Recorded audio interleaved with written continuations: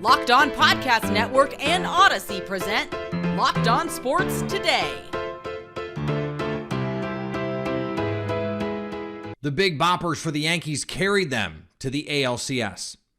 Are the Boston Celtics still contenders without their coach, Ime Udoka? And the Padres beat an all-time Dodgers team that got one hit. I'm Peter Bukowski, starting your day with the can't-miss stories and biggest debates in sports. You're Locked On Sports Today. Searching all major sports. Found. Let's start with the biggest story. It was the heart of the New York Yankees order that came through in Game 5. Aaron Judge, Anthony Rizzo, and Giancarlo Stanton accounted for all 5 runs in a 5-1 win to send them to the ALCS. Joining me now from Locked On Yankees, Stacey Getsoulias, who we have been talking to a lot over the last couple of weeks and really all season because the Yankees have been the Yankees again, which is wonderful. So this has been a tough series for Stanton and Judge, but they finally got off the schneid in Game 5. What do you think changed for them?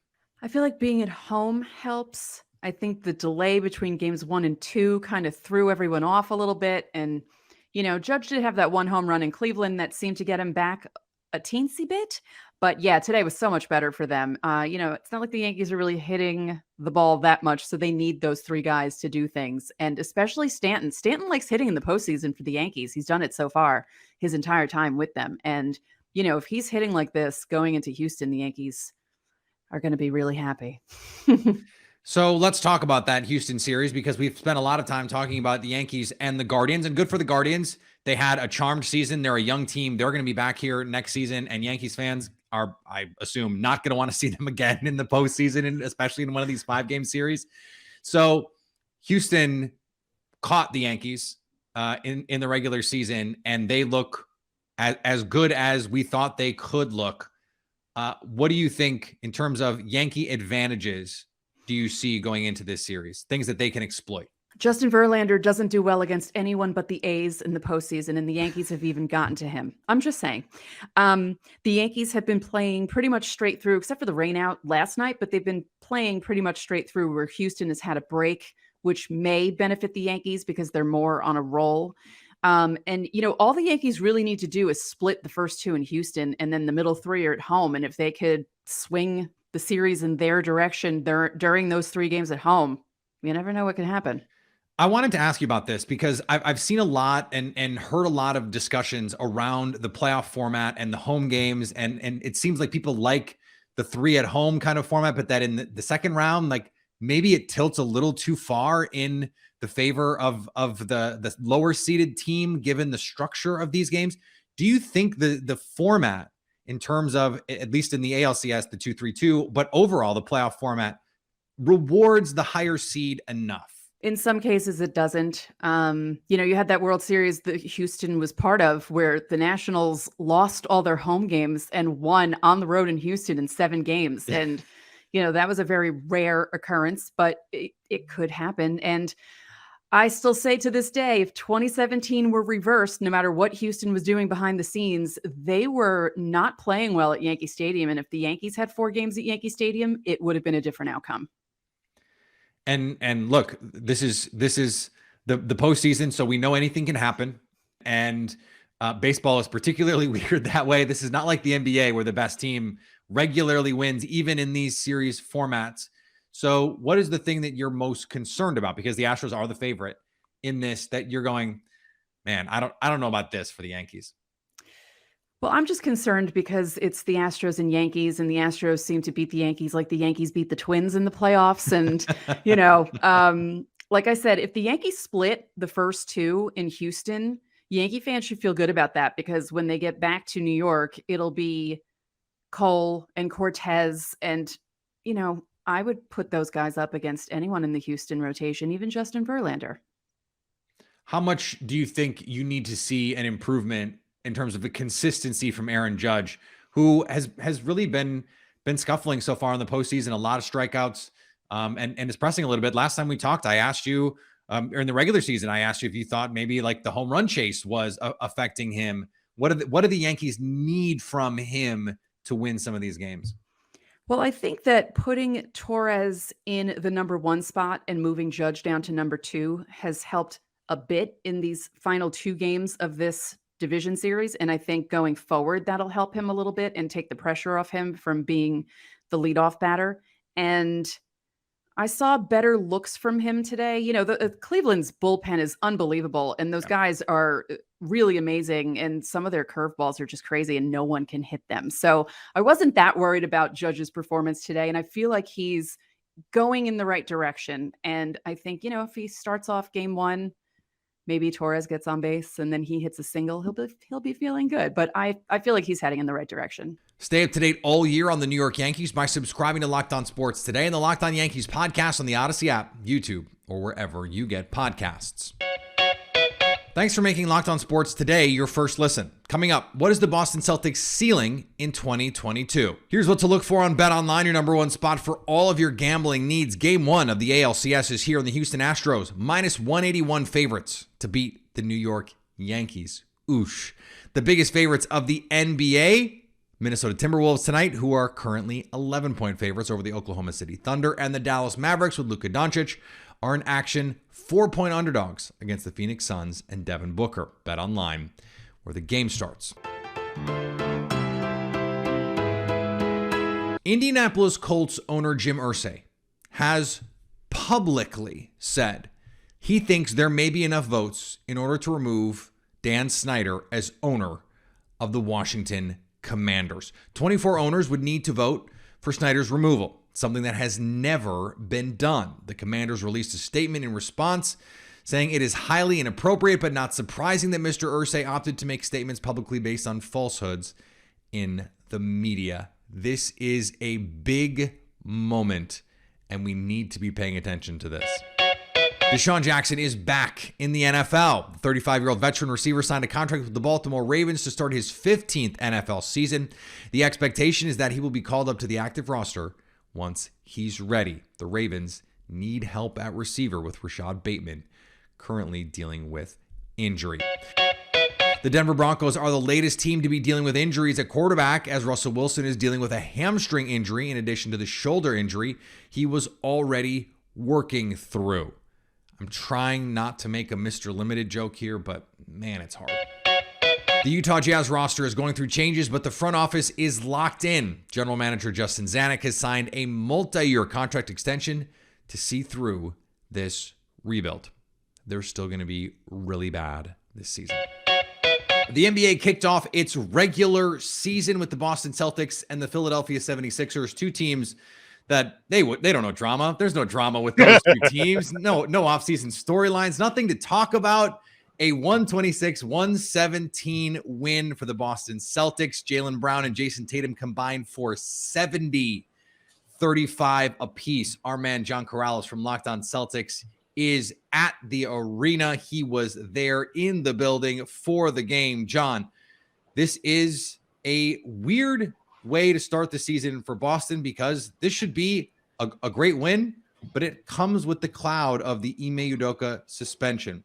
What did you notice on the basketball court in terms of differences from last year's finals team to this version of the Boston Celtics? Be honest, I didn't really notice much other than, Robert Williams isn't here. That's a big deal. Without Robert Williams, the team wasn't quite as good defensively.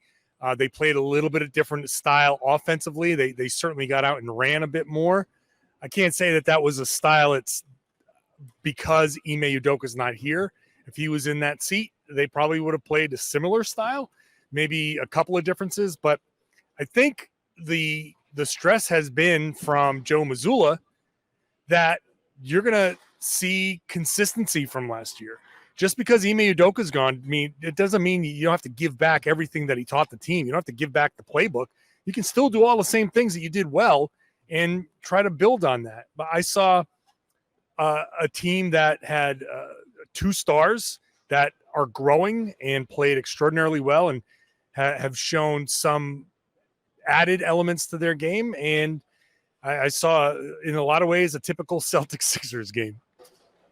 Yeah, Jayson Tatum, 12 rebounds in this game. And Malcolm Brogdon, the new addition. I want to ask you about him. He had 16 points in this game on high efficiency, shooting 7 of 11 in this game. What did you think he was able to provide for this team tonight? And is that sustainable as we move through the season? Yeah, I actually thought that tonight Brogdon was more of a scorer than he was in the preseason. The preseason was all about setting guys up. He hadn't been shooting well, so it was kind of nice to see him hit some shots. And I think he still needs to be a little bit more consistent with his jumper, but he was getting to the rim and just creating enough space where he was a threat to let other guys get their shots and get their opportunities to score. He's going to be a huge element to this Celtics team. We've seen often so far, Celtics second quarters have been generally pretty good. The Celtics have built the leads in second quarters when Brogdon's been on the floor. So he's going to be a huge element when this team is a little bit more cohesive, and when they go through a few more of these big tests early on in this season. I think you're going to see a group that really plays well off of each other, and Brogdon is going to be one of the key reasons for that. This is a game of Eastern Conference contenders, so let me pan out as we finish up.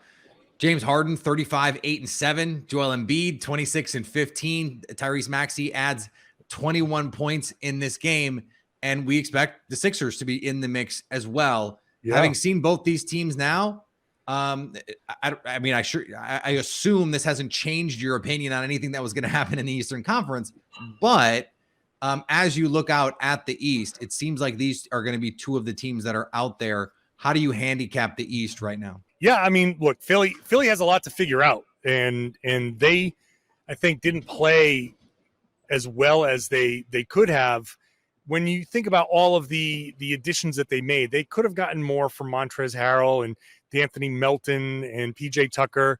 This game was very heavy on the James Harden, Joel Embiid pick and rolls, which when you get everyone else there up to speed, that's going to be a little bit scary. And I was having a conversation with some people before the game, and the question was, how good are the Sixers going to be now versus how good are they going to be at the end of the season? Yeah. I think they're a team that, as long as Joel Embiid stays healthy and James Harden stays healthy, that as they work more of these pieces in, they're going to be right there.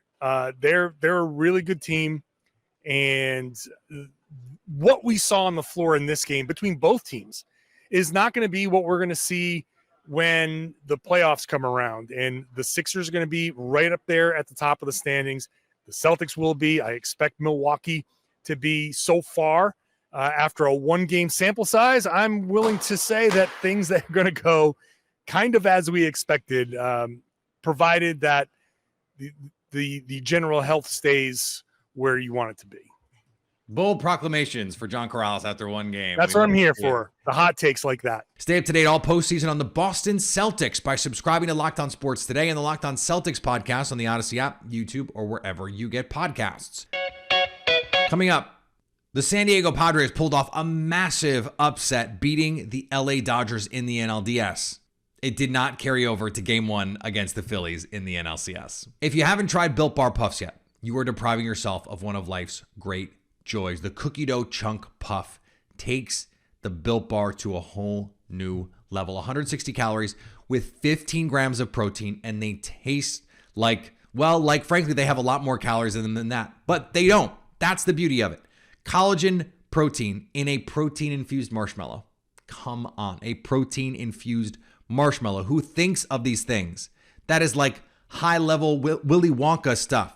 That's crazy, and yet it's got all of the nutrients you would expect from any protein bar that you would want to eat. Go to Built.com and use the promo code LOCKEDON15 to get 15% off your order. That's promo code LOCKEDON15.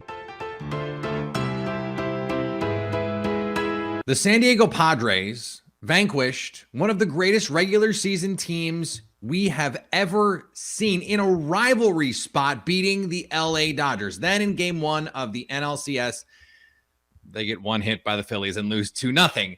Not exactly the same thing. Joining me now from Locked On Padres, Javier Reyes. And Javier, to what degree do you owe just a letdown spot after what we saw over the weekend transpire to having this Padres team, which has plenty of pop in that lineup, come out and just kind of lay an egg? Yeah, I mean, if there's ever such thing as just a hangover game, I think this is that. I mean, you have Will Myers of the Padres spending like $1,400 buying everybody drinks at the bar on Saturday, which is great, and I approve. Shout out to Myers. That's an example of why Padres fans love him, even when he struggles. But I think they came out flat, and it was unfortunate. First NLCS game that they've played since '98, which was a great team, had lots of great players on it with Caminiti and whatnot. But they came out flat. A lot of first pitch swings that ended up being outs. And I think that was the big thing. And don't get me wrong, Zach Wheeler is great. I don't want to do the thing where I harp on how awful the offense was. Zach Wheeler's a great pitcher, right? And this is a very good Phillies team. And they won in very Phillies fashion. Despite their poor defense that almost made a giant appearance at the end, and just 2 solo shots from Kyle Schwarber and then Bryce Harper, the 2 big home run hitters. So it kind of went by the numbers. It's just that the Padres couldn't quite get their offense going, which was unfortunate, but I'm willing to chalk it up to just a game 1 hangover. Yeah, only 4 total hits in this game, so it wasn't exactly like this was full of fireworks and the Phillies were just like blowing the doors off the Padres. I don't want to make it seem like that either. So moving forward, you mentioned you're willing to just chalk this up to game 1, what happened with the Dodgers over the weekend. A lot of guys maybe both literally and metaphorically hungover for this game. So what do you think is most likely to change? Because again, Yu Darvish, 7 innings, 3 hits, 2 runs. Like, that's a really good pitching performance. They need this lineup to come through, but they've got the guy. So what do you think is going to be the spark for them moving forward?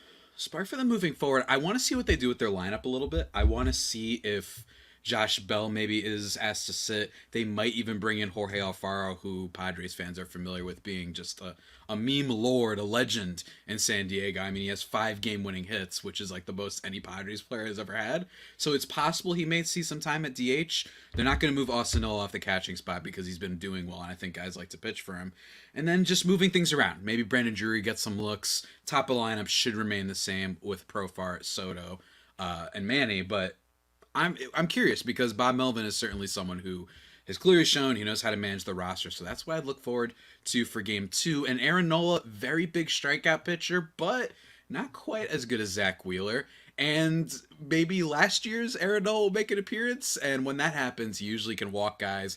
And yes, he'll get the Ks, but he gives up some really hard hit balls sometimes. So hopefully that happens for game 2 and they can win it for the good folks in San Diego. But yeah, that's the biggest thing I'm watching out for. Want to see if they change the lineup a little bit because a lot of their heavy hitters have not been doing that. How much do you think the home road thing matters here? Because you lose a game, in your home stadium, you don't really want to go to Philly, where they're going to play 3 of these games down 0-2. That puts you in a really big hole. So to what degree do you think this home field advantage thing really is vital to making sure the Padres grab game 2? Yeah, it's huge, right? And I mean, I wouldn't want to go to Philly myself. If I was wearing a Minnesota Timberwolves jersey, I wouldn't want to go to Philly. Like, those people are insane. You know what I mean? Like, I'm not trying to get killed out here. Right? They might even hate my Mario shirt that I'm wearing right now. Who knows? But I'd say, no, you're 100% right. And I know that in this new era and more information that we have, we question how much home field advantage matters because we literally just saw last round, right? Both the Braves and the Dodgers lost. So how much does it matter totally? I don't know. That's not for me to decide. But yeah, being down 0-2, going to Philly, that fan base is riled up. Whenever Philadelphia, I will give them credit, whenever they're good, oh boy, it is absolutely just an electric crowd. And you saw that over the weekend. So definitely don't want to do that, right? You definitely don't want to go down 0-2. So tomorrow, I don't want to call anything a must win, but it would be a bad situation because I don't know how the Padres, you just want to be back in front of your home crowd, right? You've seen top 5 and fan attendance and all this stuff.